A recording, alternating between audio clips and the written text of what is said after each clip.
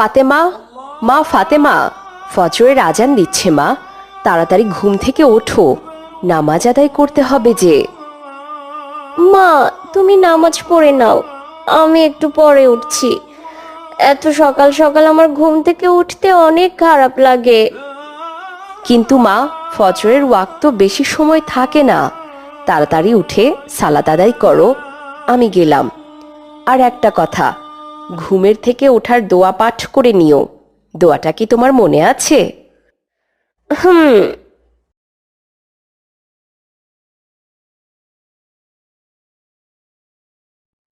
আসসালামু আলাইকুম।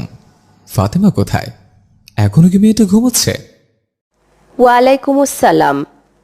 হ্যাঁ, মেয়েটাকে কতবার ডাকলাম, কিন্তু এখনো ঘুমিয়ে আছে, কিছুতেই উঠল না। কি বলছো? মেয়েটার এখন 7 বছর পূর্ণ হয়েছে, এখন তোর নামাজ পড়া ফরজ হয়েছে, তুমিও কি বোঝাও? তোমার সৃজন মাঝে খুঁজি তোমায়, কাননে ফুলেরা হাসি স্নিগ্ধ। কিছুক্ষণ পরে ফাতেমার ঘুম ভাঙল, আর সে ঘড়ির দিকে তাকিয়ে দেখল ফজরের নামাজের ওয়াক্ত শেষ হয়ে গেছে। আস্তাগফিরুল্লাহ, মা তো রোজই আমাকে ফজরে উঠান, কিন্তু আমি পরে উঠছি বলে আবারও ঘুমিয়ে পড়ি।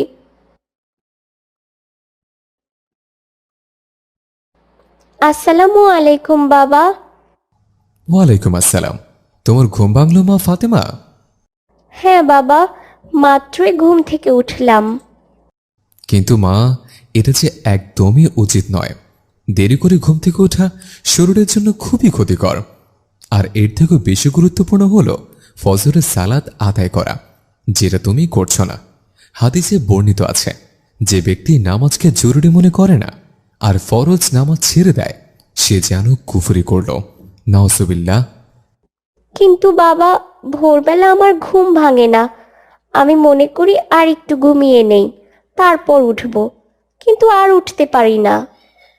তোমাকে শয়তান ধোঁকা দেয় মা। তুমি জানো মা, ফজরের নামাজের সম্পর্কে আল্লাহ রাব্বুল আলামিন বলেছেন, দুনিয়ার মধ্যে যা কিছু আছে তার মধ্যে আমার কাছে সবথেকে বেশি উত্তম ফজরের 2 রাকাত সুন্নত নামাজ।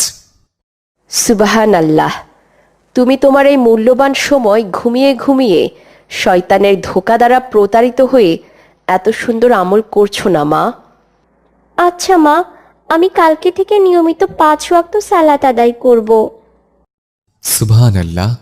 আল্লাহ রাব্বুল আলামিন তোমাকে সবকিছু বোঝার তৌফিক দান করুক।